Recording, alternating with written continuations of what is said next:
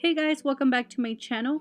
In this video, I'll be swatching the Greek Goddess Highlight Palette by Lunar Beauty. It retails for $40 and it's also part of their holiday collection and it's also limited edition. The packaging of the palette is very similar to the eyeshadow palette.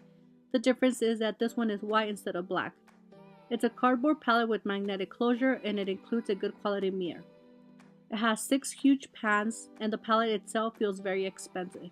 I personally think that the palette can be used by different skin tones since the shades range from light to a bronzy shade. The highlighters are very creamy and very pigmented. These will definitely give you an intense glow.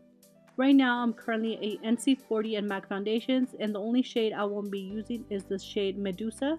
This shade is a pearl white that will not be flattering on my tan skin.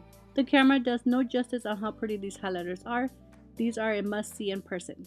So I really hope you guys found this video helpful. Please don't forget to give me a like and subscribe and I'll see you guys very soon on my next video. Thank you so much for watching.